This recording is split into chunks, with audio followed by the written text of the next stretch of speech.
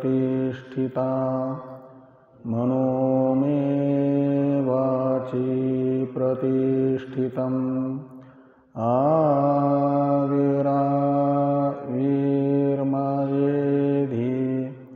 वेदस्य माणिस्थ श्रुतं मे मा प्रहसि रनेनाधीतेनाहोरात्रां सन्दधामि ऋतं वदिष्यामि सत्यं वदिष्यामि तन्मामवतु तद्वक्तारमवतु अवतु माम् अवतु वक्तारम् अवतु वक्तारम् ॐ शान्ति शान्ति शान्तिः। शङ्करं शङ्कराचार्यं केशवं बादरायणं सूत्रभास्य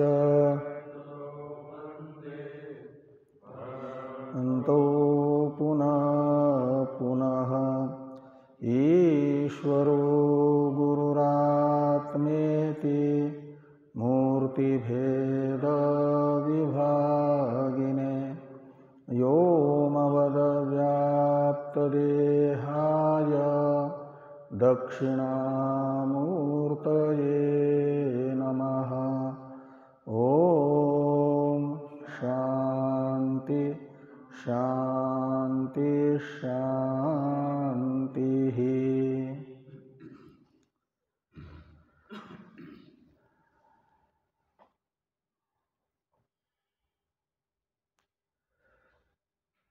ऋग्वेदीय ऐतरेय उपनिषद के द्वितीय अध्याय के संबंध भाष्य की चर्चा हम लोग कर रहे हैं।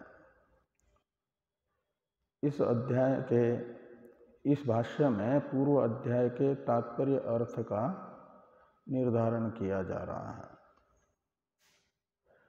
द्वितीय अध्याय की पूर्व अध्याय के साथ संगति बताने के लिए पूर्व अध्याय का प्रतिपाद्य विषय ब्रह्मात्म एकत्व है, ये बताया जा रहा है।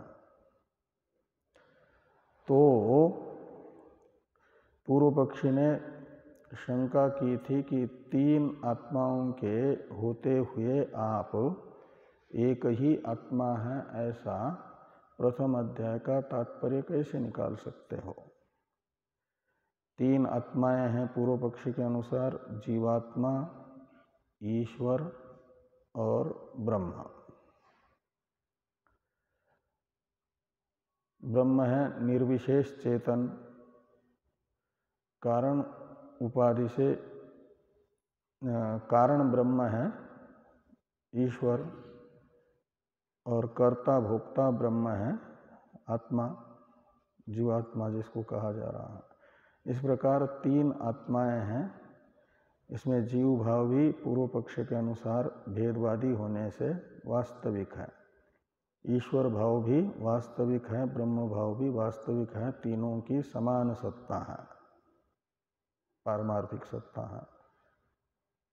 तो इस प्रकार ये तीन आत्माओं के रहते हुए आप कैसे कहते हो कि एक ही आत्मा है। ये पूर्व पक्ष की जो शंका है, इसका पहले निराकरण करने के लिए वेदांति के शिष्य ने एक प्रश्न करके पूर्व पक्ष के प्रति उत्तर देने का प्रयास किया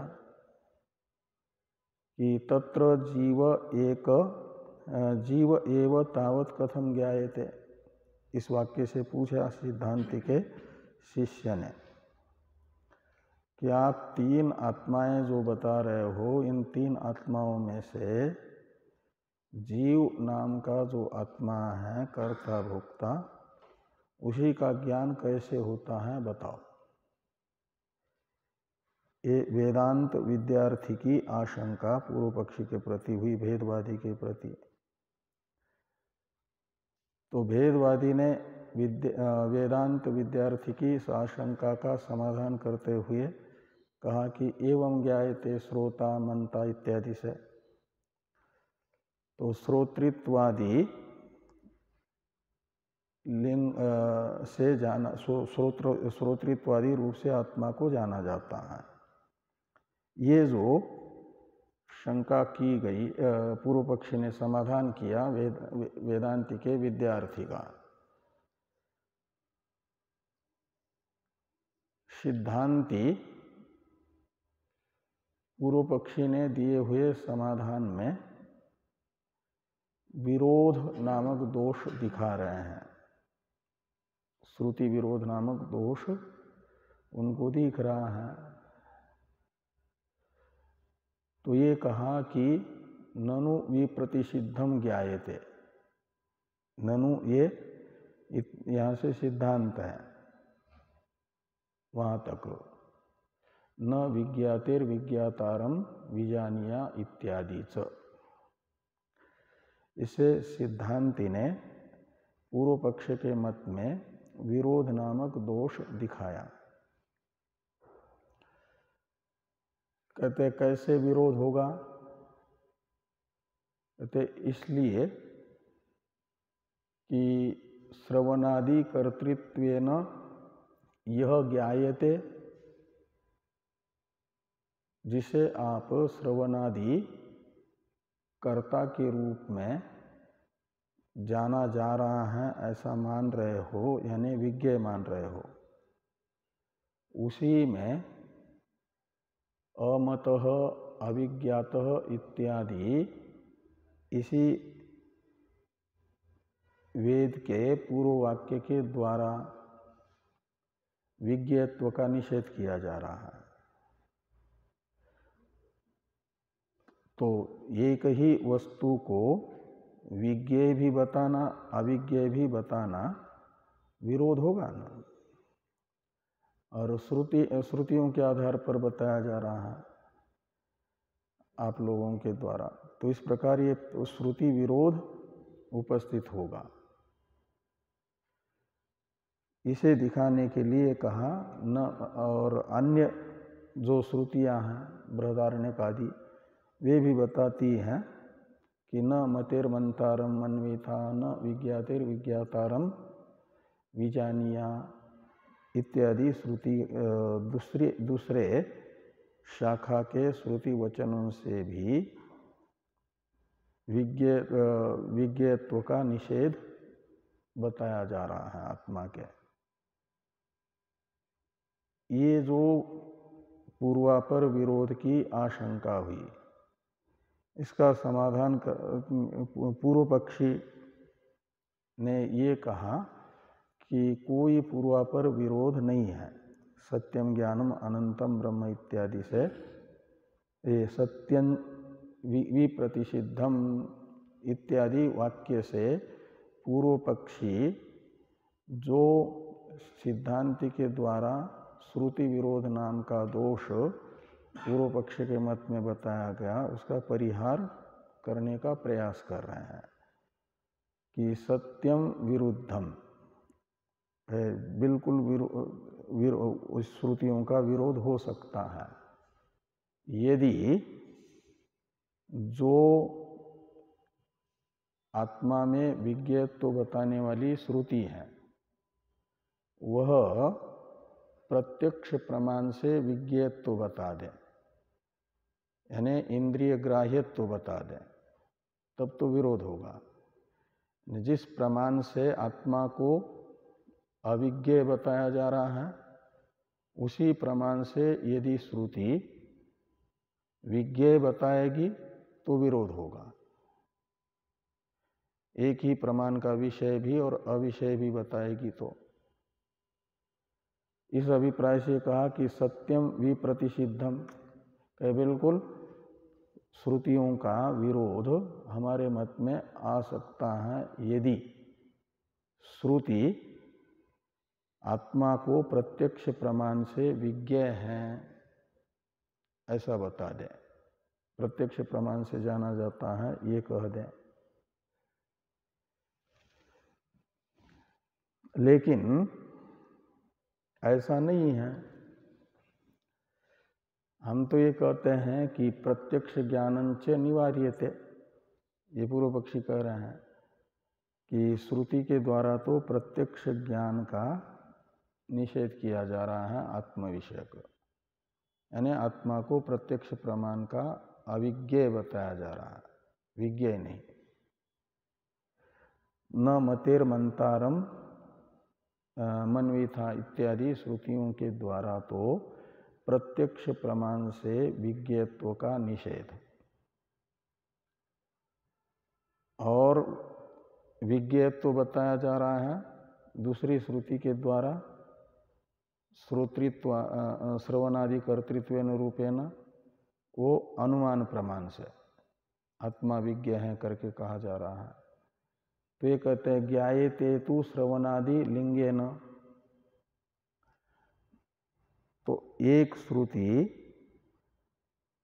प्रत्यक्ष प्रमाण का अविषय बता रही है आत्मा को, दूसरी श्रुति अनुमान प्रमाण का विषय बता रही है। तो इस प्रकार प्रत्यक्ष प्रमाण से अविज्ञ, अनुमान प्रमाण से विज्ञ बता रही हैं दो श्रुतियां, तो इनका कोई विरोध नहीं होगा। जैसे चक्षु को, रूप को चक्षु से ग्राह्य और श्रोत्रादि से अग्राह्य कोई कहता है, तो उस वक्ता का वचन परस्पर विरुद्ध अर्थक नहीं है। वो रूप चक्षु से अतिरिक्त इंद्रियों से अग्राह्य ही है और चक्षु ग्राह्य है, इसलिए रूप में इंद्रिय ग्राह्यत्व भी है, अग्राह्यत्व भी है। इंद्रिय विशेष ग्राह्यत्व है और उस इंद्रिय विशेष से अतिरिक्त इंद्रिय से अग्राह्यत्व है। जैसे ऐसे आत्मा प्रत्यक्ष से अग्राह्य है, अनुमान से ग्राह्य है। ऐसा दो श्रुतियां बता रही, इसलिए कोई विरोध नहीं है। यहाँ तक के भाष्य की चर्चा हम लोग कर चुके हैं। अब ननु श्रवणादि लिंगेनापि कथम ज्ञायते इत्यादि जो भाष्य हैं, ये सिद्धांति का पूर्व पक्षी के प्रति प्रश्नांतर है। जो विरोध नामक दोष दिखा है ना, उसका परिहार हो नहीं सकता, ये सिद्धांति कहेंगे। इस अभिप्राय से ननु इत्यादि से सिद्धांति की पूर्व पक्षी के प्रति आशंका आ रही है। ननु इत्यादि का अवतरण है टीका में कि आत्मनि युगपत ज्ञानद्वय अयोगात् श्रवणादि काले मनन विज्ञानयोः असंभवात्। यहीं से चलना है ना?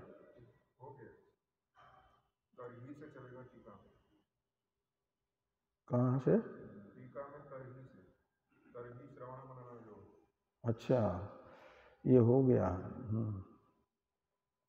तो मनन विज्ञान शब्दाभ्याम अनुमिति उच्यते आत्मनः तद विषयत्वस्यैव इह शंकावादिनो उक्तत्वात्। यहाँ तक की चर्चा हो चुकी है। अब टीका में है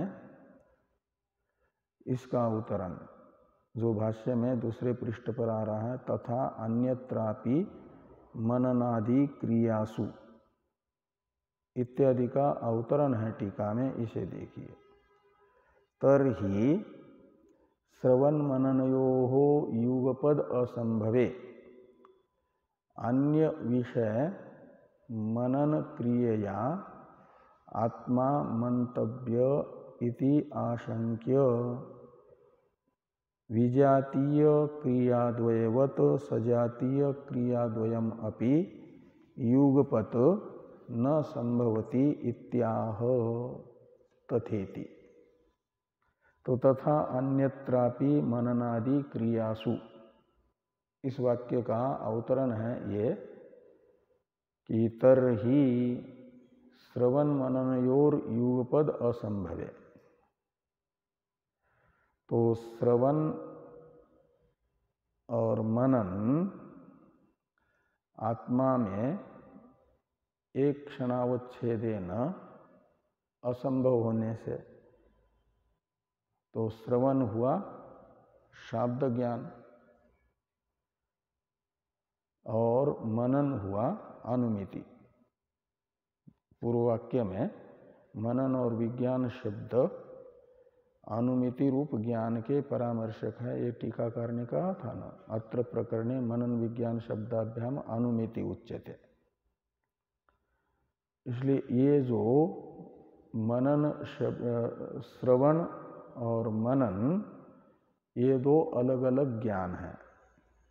श्रवण ज्ञान है शाब्द ज्ञान, शब्द प्रमाण से हुआ ज्ञान, और मनन है अनुमिति रूप ज्ञान, अनुमान प्रमाण से हुआ।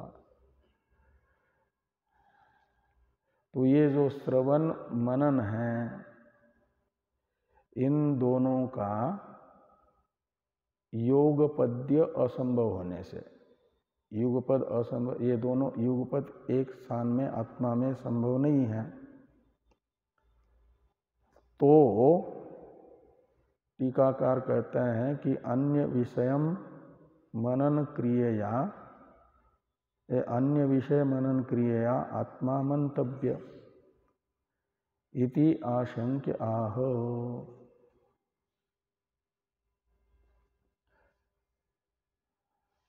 तो सजातीय श्रवण मनन आत्म विषयक ही श्रवण, आत्म विषयक ही मनन, ये दोनों युगपत असंभव होने से यदि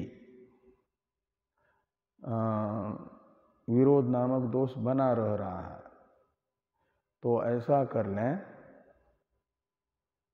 कि विजातीय जो दो ज्ञान है, विजातीय और ज्ञान में विजातीय तो होगा,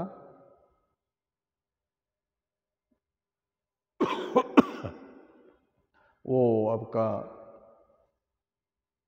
एक आत्म विषयक ज्ञान विषय को लेकर के, और एक अनात्म विषयक ज्ञान। आत्म विषयक हुआ शाब्द बोध श्रवण, और मनन रूप अनुमित्यात्मक ज्ञान होगा अनात्मा वन्यादि विषयक ज्ञान। वो भी आत्मा को ही होगा ना, वन्यादि का ज्ञान भी। तो इस प्रकार ये दो अलग अलग विषयक ज्ञान है, वो युगपत आत्मा में रह सकते हैं। इस प्रकार की शंका पूर्व पक्षी कर रहे हैं। दो ज्ञानों का योगपद्य सिद्धांति ने असंभव बताया पहले, उसे येन केन प्रकारेण दो ज्ञान आत्मा में युगपत रह सकते हैं, यह सिद्ध करने का प्रयास पूर्व पक्षी करेंगे। इसके लिए यहाँ पर कह रहे हैं कि तरही, तो तरही का अर्थ निकलेगा सजातीय श्रवण मनन का योगपद्य आत्मा में असंभव होने पर, ये तरही का अर्थ निकलेगा। तो श्रवण मननयोर युगपत असंभवे, ये तरही का ही अर्थ कर दिया है। अन्य विषयम, अन्य विषय मनन क्रियया आत्मा मंतव्य इति आशंक्य विजातीय क्रियावत, विजातीय क्रियाद्वयवत सजातीय क्रियाद्वयम अपि युगपत न संभवती इत्याह तथा इति। तो ये कह रहे हैं कि अन्य विषय मनन क्रिया से आत्मा को मंतव्य यानी अनुमेय माना जाए। अनात्मा वन्यादि विषयक मनन क्रिया से यानी अनुमिति रूप ज्ञान के द्वारा, वन्यादि विषयक अनुमिति रूप ज्ञान के द्वारा माना जाए आत्मा को मंतव्य। मंतव्य यानी अनुमेय। पहले श्रवण और मनन ये दो विजातीय क्रियाएं युगपत नहीं रहेगी, ये बताया गया। अब ये कहते हैं कि विजातीय दो क्रिया नहीं रहती हैं तो सजातीय, जो वन्यादि अनात्म पदार्थ विषयक मनन क्रिया है, उसे मनन है ऐसे अनुमिति ज्ञान, लेकिन ज्ञान भी धात्वर्थ होने से उसे क्रिया कहा जा रहा है। यहाँ क्रिया शब्द वो ज्ञान के साथ ही, और ज्ञान के लिए क्रिया क्यों कहा जा रहा है? वो धात्वर्थ होने से। धातु के अर्थ को क्रिया कहा जाता है ना। भुआदयो धातव सूत्र से जिनकी धातु संज्ञा होती है उनका अर्थ क्रिया होता है। क्रियावाचक शब्द की धातु संज्ञा होती है जो भुआदिगण में पठित है। तो इसलिए मनन यद्यपि अनुमिति रूप ज्ञान है, लेकिन वो अनुमिति ज्ञान ही यहाँ पर क्रिया होगी धातुअर्थ होने से, मन धातु का अर्थ होने से। तो अन्य विषय मनन क्रिया शब्द का अर्थ निकलेगा वन्यादि अनात्म विषयक मनन क्रिया यानी अनुमिति रूप ज्ञान। उससे आत्मा को मंतव्य मान लो। तो ये वन्यादि विषयक मनन क्रिया का लिंगत्वेन रूपेण अन्वय होगा आत्म मनन के प्रति। आत्मा की अनुमिति होगी। आत्मा मंतव्य का अर्थ है अनुमान से जाना जाए। तो उसके लिए फिर लिंग चाहिए ना। जैसे वन्य को अनुमान से जानने के लिए धूम लिंग है, ऐसे आत्मा को अनुमान से जानने के लिए कोई ना कोई लिंग चाहिए, ज्ञापक चाहिए। लिंग यानी ज्ञापक। तो कहते वो हो जाएगी मनन क्रिया। वो कौन सी मनन क्रिया से आत्मा मंतव्य होगा? तो अनात्मा वन्यादि विषयक मनन क्रिया से आत्म विषयक अनुमिति होगी, आत्मा मंतव्य होगा। इस प्रकार की आशंका पूर्व पक्षी कर रहे हैं। तो ये कहते विजातीय क्रियाद्वयवत सजातीय क्रियाद्वयम अपि युगपत न कहाँ है? हाँ, युगपत न संभवती वहीं पर है। तो विजातीय क्रियाद्वय जैसे एक साथ आत्मा में नहीं रहती। विजातीय क्रियाद्वय कौन हो गई? श्रु धातु का अर्थभूत श्रवण क्रिया यानी शब्द ज्ञान, और मन धातु का अर्थभूत मनन क्रिया यानी अनुमिति। तो शाब्दबोध तथा अनुमिति रूप ज्ञानद्वय का जैसे योगपद्य संभव नहीं है। ये दोनों विजातीय क्रिया, अलग अलग दो धातु का अर्थभूत क्रियाएं हैं। ऐसे कहते हैं सजातीय क्रियाद्वयम अपि। तो सजातीय क्रियाद्वय हो गई मन धातु का अर्थभूत मनन क्रिया ही। उसका अलग अलग दो विषय होने से दो भेद हो जाएंगे। एक वन्य विषयक मनन क्रिया, वो लिंग बनेगी, और आत्म विषयक मनन क्रिया वो कार्य होगी। हेतु बन जाएगी वन्यादि अनात्म विषयक मनन क्रिया, और आत्म विषयक मनन क्रिया हो जाएगी उसका फल। अनुमान प्रमाण का फल अनुमिति होता है ना, और अनुमान प्रमाण कहा जाएगा लिंग को। तो इस प्रकार ये सजातीय दो क्रियाएं हो गई, मनन क्रिया ही दो प्रकार की, अनात्म विषयक मनन क्रिया, आत्म विषयक मनन क्रिया। तो अनात्म विषयक मनन क्रिया साधन और आत्म विषयक मनन क्रिया उसका फल साध्य। इस प्रकार क्रियाद्वयम् अपि, ये पूर्व पक्षी कहना चाहेंगे तो सिद्धांती कहते हैं कि युगपत न संभवती। तो जैसे विजातीय दो क्रियाएं आत्मा में एक क्षणावच्छेदेन नहीं रहती, ऐसे सजातीय क्रियाद्वय भी एक क्षणावच्छेदेन नहीं रहेगी। ये यहाँ पर कहा जा रहा है सिद्धांति के द्वारा ही कि तथा अन्यत्रापि मननादि क्रियासु, यहाँ मननादि क्रियासु के बाद में थोड़ा शेष करने के लिए कहते हैं टीकाकार। टीका में है मननादि क्रियास्वीति, इस प्रतीक के बाद में मननादि क्रियांतरम अपि न संभवति इति शेषः।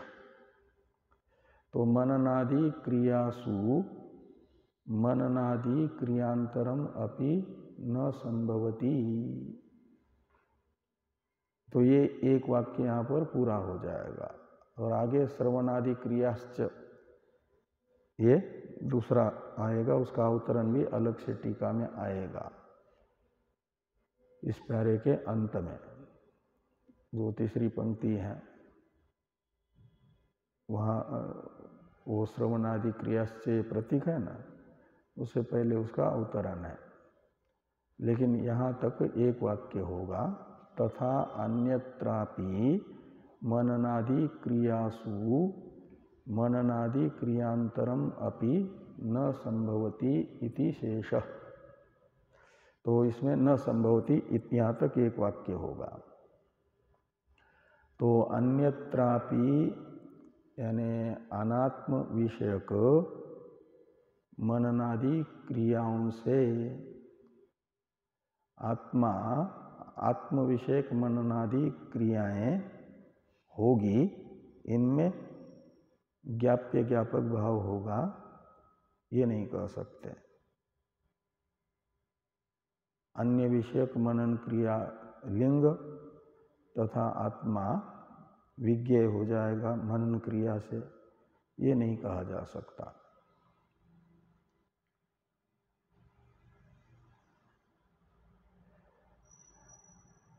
अब एक दूसरी शंका की जा रही है कि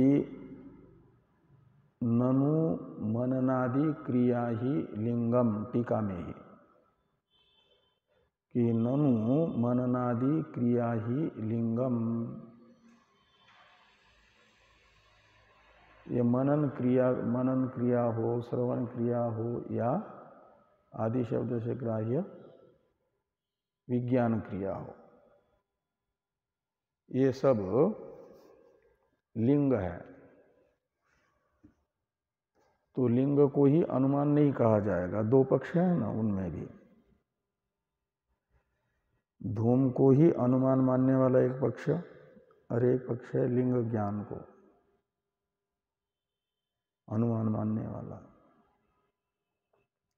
लिंग और लिंग ज्ञान में क्या अंतर है? लिंग तो धूमादि है और उनका ज्ञान, धूमादि तो द्रव्य भी होंगे और उन धूमादि का ज्ञान, ये गुण हो जाएगा। वो जो है धूमादि का ज्ञान, लिंग का ज्ञान, वह करण है अनुमिति का, यानी अनुमान प्रमाण है। ऐसा मानने वाला एक पक्ष है, उनकी ये शंका है कि ननु मननादि क्रिया ही लिंगम। तो मननादि जो क्रियाएं हैं, मनन और आदि शब्द से ग्राह्य श्रवण विज्ञान, ये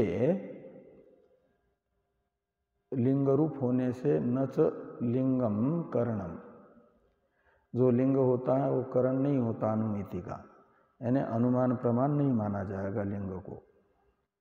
धूम ही अनुमान प्रमाण नहीं है, धूम का ज्ञान अनुमान प्रमाण है, जिससे जिसके अव्यवहित पूर्व में होने पर परोतो वन्यमान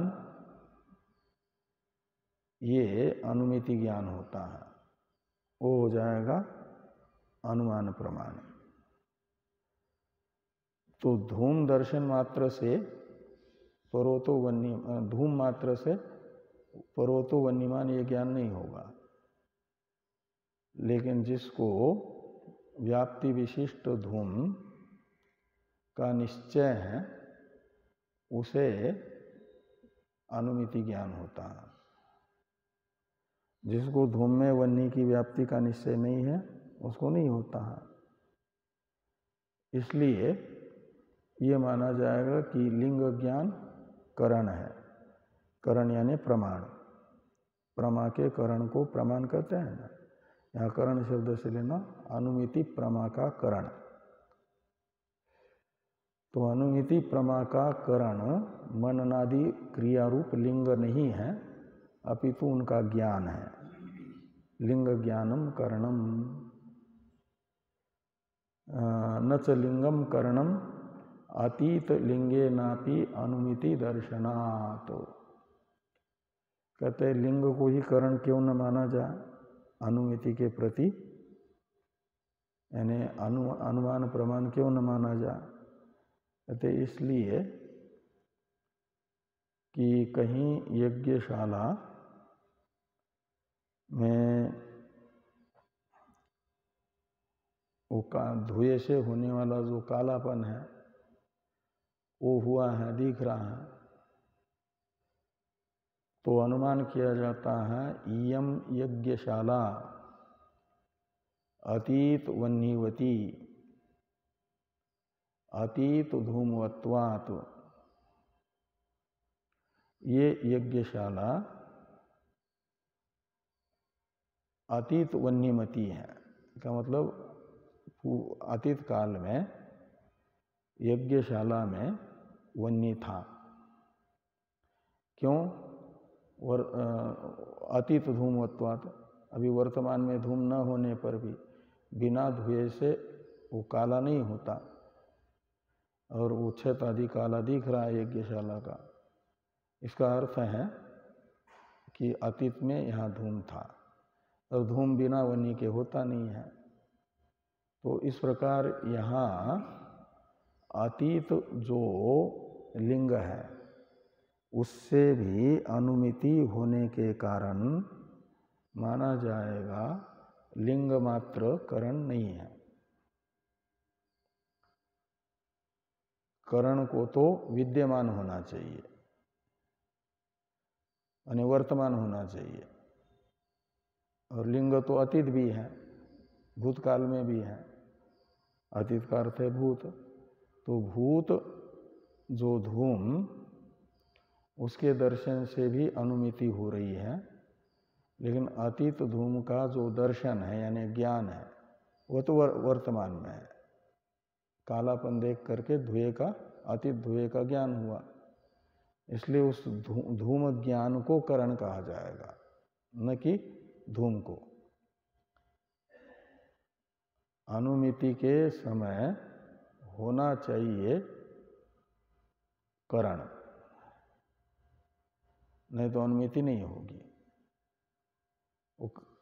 कारण को तो कार्य के समय रहना चाहिए उपस्थित, और धूम तो साल पहले भी यदि यज्ञ हो चुका है तो उससे भी वो कालापन आया हुआ प्रतीत होता है, और अनुमितियां भी हो रही हैं, यज्ञशाला अतीत वन्यमती थी करके। ये जो अनुमिति जिस समय हो रही है उस समय होना चाहिए करण का लिंग करण का अवस्थान, करण की उपस्थिति होनी चाहिए, इसलिए लिंग को करण नहीं माना जाएगा। ये यहाँ पर कहा कि न च लिंगम करणम अतीत लिंगे नापि अनुमिति दर्शनात्। जो अतीत लिंग है, भूतकालीन लिंग है, उससे भी अनुमिति दर्शनात्। इससे ये निकल रहा है कि करण जो होता है वह वर्तमान होता है। ये 1 नंबर टिप्पणी में टिप्पणीकार कहते हैं ना कि अनेन करणस्य वर्तमानत्वम अपेक्षितम इति सूच्यते। भले ही लिंग अतीत हो, लेकिन और भविष्यत का भी होता है। यदि किसी यज्ञशाला के पास में सब सामग्रियां ला करके रखी हुई हैं, अरणि मंथन आदि सब सामान, तो लगता है कि भविष्यत में यहाँ पर अग्नि आने वाला है, वो भविष्यतकालीन धूम की सामग्री सब दिख रही है। तो इस प्रकार चाहे अतीत हो या भविष्यत हो, लिंग चलेगा, लेकिन वर्तमान करण होना चाहिए, करण का अतीत होना नहीं बनेगा। तो अतीत धूम का ज्ञान तो वर्तमान है, इसलिए वो करण बनेगा, लिंग ज्ञान। ये यहाँ पर कहा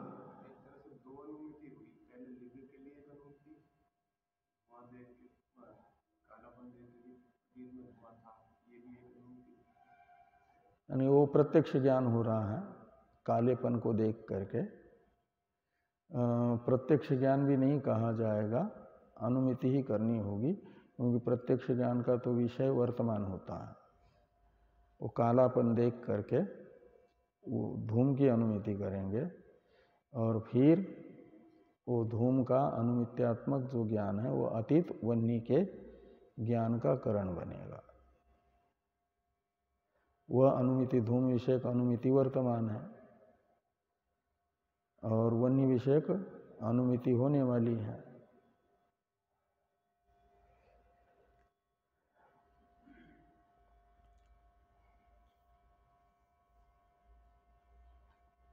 तो न च लिंगम करणम अतीत लिंगे नापि अनुमिति दर्शनात्। तो कहा फिर करण कौन होगा? तो कहते किंतु लिंग ज्ञानम करणम, लिंग ज्ञान को करण माना जाएगा। न च तस्यापि अनुमिति काले सत्व नियमः।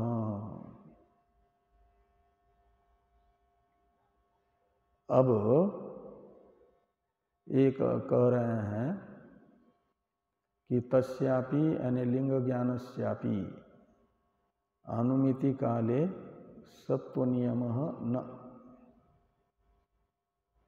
क्योंकि ये जो 2 ज्ञान होंगे, एक लिंग ज्ञान और एक अनुमिति ज्ञान, ये दोनों रहेंगे कहाँ?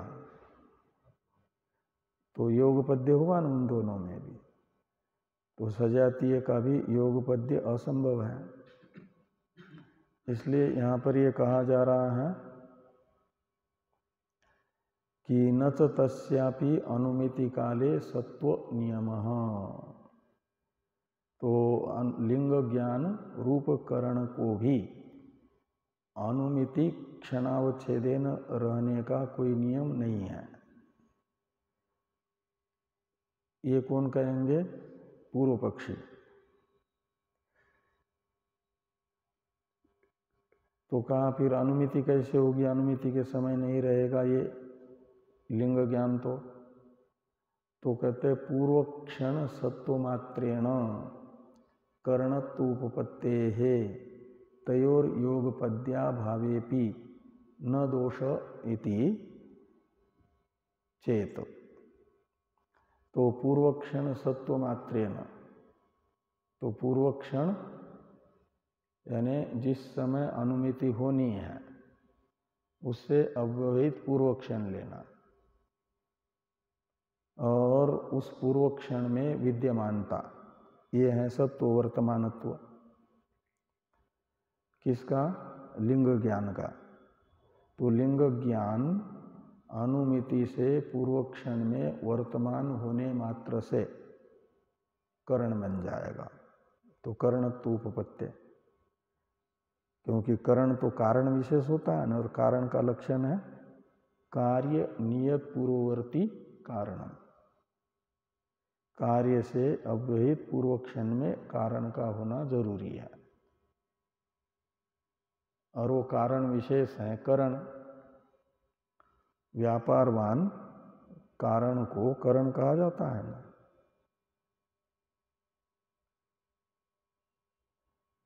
कारण तो सामान्य, निर्व्यापार भी कारण हो सकता है, लेकिन व्यापारवान करण तो व्यापारवान ही होगा। सब व्यापार कारण का नाम है करण। और व्यापार शब्द का अर्थ है तज्जन्यत्वे सति तज्जन्य जनकत्वम व्यापारत्वम। इस प्रकार का व्यापार सहित जो ज्ञान कारण, उसे करण कहा जाएगा।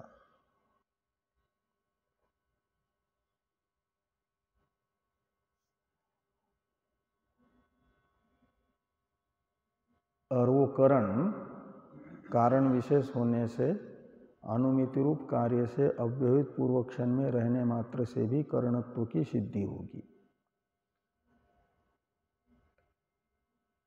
इसलिए अनुमिति है उत्तर क्षण में और पूर्व क्षण में है करण ज्ञान, और अनुमिति ज्ञान है उत्तर क्षण में। तो ये कावच्छेदेन दोनों नहीं है, इसलिए योगपद्य नहीं होगा। योगपद्य न होने से दोष नहीं है। ऐसा यदि पूर्व पक्षी कहेंगे तो इसका निराकरण सिद्धांती कर रहे हैं। तो ये पूर्व पक्षी की शंका ननु से लेकर के यहां तक है। तो न यहां से निराकरण है। श्रवण मननादि लिंग विज्ञानस्य साक्षी रूपस्य स्वतो विशेषा भावेन श्रवणादि निरूपितत्व वशेनैव तस्य अनुमापकत्वस्य वक्तव्यत्वेन तत्सत्तायाः अपि तत्काले वक्तव्यत्वात् इति भावः। तो कहते हैं योगपद्य नहीं है इसलिए कोई दोष नहीं है, ये नहीं कह सकते, ऐसा न का अर्थ निकलेगा। क्यों? कहते हैं जो श्रवण मननादि रूप लिंग ज्ञान है, यह लिंग ज्ञान कैसा है? साक्षी रूप है। श्रवण मनन यह मन की वृत्ति रूपा है।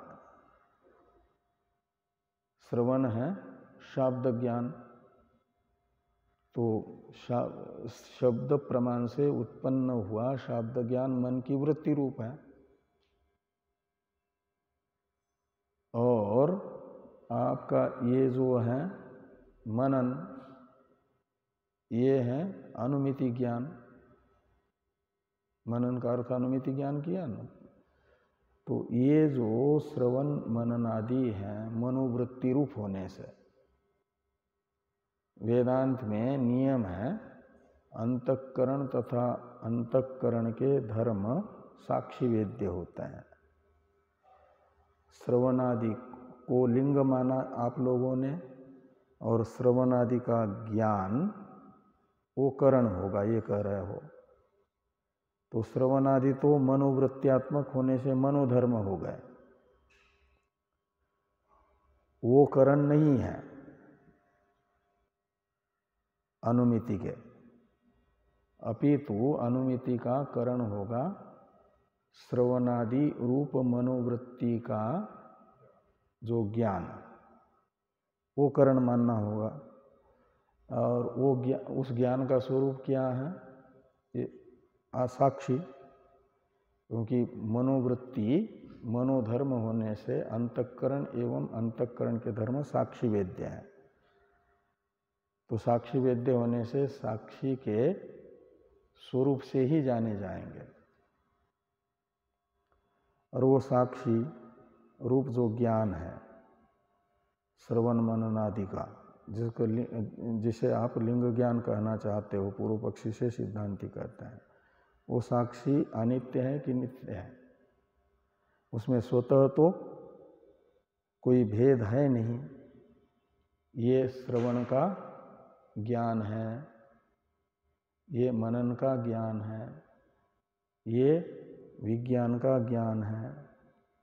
ऐसा ये श्रवण मनन विज्ञान रूप जो साक्षी के विषय हैं, वेद्य पदार्थ, इनके बिना साक्षी को देखते हैं तो वो तो एक ही है, उसमें कोई अवान्तर भेद ही नहीं है। तो मानना पड़ेगा एक जो साक्षी स्वरूप ज्ञान है लिंग, उसमें अवान्तर भेद का प्रयोजक हो जाएगा उसका विषय भेद। और विषय है श्रवण मनन विज्ञान इत्यादि। जो लिंग है वही साक्षी ज्ञान रूप लिंग ज्ञान का वो हो जाएगा ना विषय। तो विषय भेद से मानना होगा साक्षी ज्ञान में भेद आपको। तो वो ये आगे कह रहे हैं कि श्रवण मननादि लिंग ज्ञानस्य साक्षी रूपस्य स्वतो विशेषाभावेन, विशेष शब्द का अर्थ है भेद। तो साक्षी रूप ज्ञान में स्वतः कोई भेद नहीं है, ये अर्थ निकलेगा कि स्वतो विशेषाभावेन श्रवणादि निरूपितत्व वशेनैव तस्य अनुमापकत्वस्य वक्तव्यत्वेन। तो स्वतो विशेषाभावेन, स्वतः कोई भेद न होने से ये श्रवण रूप लिंग का ज्ञान है, ये मनन रूप लिंग का ज्ञान है, ऐसा भेद दिखाना होगा तो श्रवणादि निरूपित ही भेद दिखाना पड़ेगा। तो ये कहते हैं कि श्रवणादि निरूपितत्व वशेनैव तस्य अनुमापकत्वस्य वक्तव्यत्वेन। तो ये श्रवणादि निरूपित जो साक्षी का अवान्तर भेद वो लिंग बनेगा और उसी से कर्णत्व आएगा। अनुमापकत्व यानी अनुमिति के प्रति कर्णत्व। तो तस्य अनुमापकत्व यानी साक्षी ज्ञानस्य लिंगादि ज्ञानस्य श्रवणादि लिंग ज्ञानस्य, ये तस्य शब्द से लीजिए। साक्षी रूप जो श्रवणादि लिंग ज्ञान, उसमें अनुमापकत्व यानी कर्णत्व वक्तव्यत्वेन, कर्णत्व मानना पड़ेगा। तत्सत्तायाः अपि तत्काले वक्तव्यत्वात् इति भावः। तब तो जो ये है आपका साक्षी ज्ञान में यानी लिंग ज्ञान में भेद दिखाने वाला जो लिंग है श्रवणादि रूप लिंग, उसकी सत्ता भी उस समय दिखानी पड़ेगी। तो श्रवणादि जो वृत्त्यात्मक ज्ञान है, मनोवृत्त्यात्मक ज्ञान, उनको भी करण में भेद दिखाने वाले के रूप में जिस समय करण है यानी लिंग ज्ञान है उस समय दिखाना पड़ेगा। तो फिर एक तो लिंग ज्ञान और दूसरा ये लिंग वो भी ज्ञानात्मक ही है ना। श्रवण है शब्द ज्ञान, मनन है अनुमिति ज्ञान। तो इनका योगपद्य हो जाएगा ना, दो ज्ञानों का योगपद्य होने से एक साथ दो ज्ञान नहीं रहते हैं ये नहीं कह सकते। तो वास्तविकता ये है कि एक साथ दो ज्ञान नहीं रहते हैं, लेकिन यहाँ वो दोष आ रहा है, फिर वो दोष वैसा का वैसा बना रहेगा। ये यहाँ पर कहना चाहते हैं सिद्धांती कि श्रवण मननादि लिंग विज्ञानस्य साक्षी रूपस्य स्वतो विशेषाभावेन श्रवणादि निरूपितत्ववशेनैव तस्य अनुमापकत्वस्य वक्तव्यत्वेन तत्सत्ताया अपि तत्काले, तत्सत्ता यानी श्रवणादि की सत्ता भी तत्काले यानी वो लिंग ज्ञान काल में माननी पड़ेगी। तो रहेगी यदि अनुमिति काल में भी, तो तत्काल में तत्शब्द से अनुमिति को लीजिए, अनुमिति के समय उनको भी मानोगे तो वो जो है योगपद्या भाव दिखाया था वो सिद्ध नहीं हो पाएगा।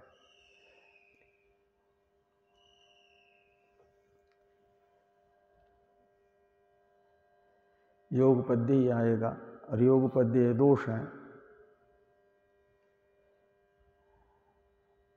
ननु, अब ये यहाँ तक तो उस प्रथम वाक्य का अर्थ हुआ, यानी तथा अन्यत्रापि मननादि क्रियासु मननादि क्रियांतरम अपि न संभवति। ये जो एक वाक्य बना ना टीका में थोड़ा बताया हुआ शेष जोड़ करके, इतने का भावार्थ टीका में टीकाकार ने बताया। अब श्रवणादि क्रियाश्च स्वविशेषु एव इत्यादि का अवतरण है टीका में। यह अवतरण यद्यपि थोड़ा सा, लेकिन ये न्याय का विषय है ना, जो टीका शंका वगैरह चल रही है न्याय को लेकर के चल रही है, इसलिए विषय तो काफी हुआ, ग्रंथ कम हुआ, पंक्ति कम, एक ही वाक्य लगा और टीका में तो कई एक वाक्य हो गए, विषय अधिक हुआ। अब बाकी का श्रवणादि क्रियायाश्च इसके अवतरण टीका सहित तो इस वाक्य की चर्चा हम लोग कल करते हैं।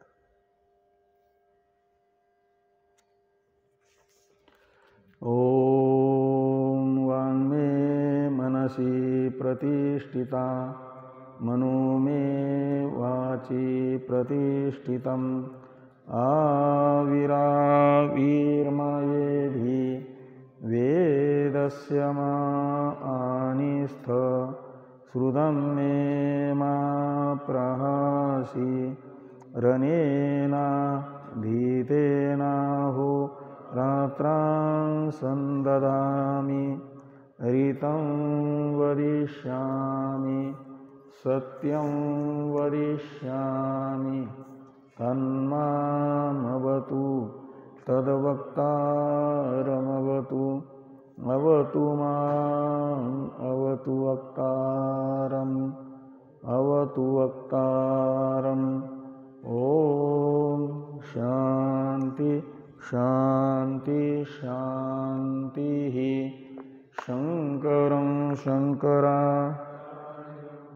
केशवं बादरायणं सूत्रभाष्य कृतो वंदे भगवन्तो पुनः पुनः।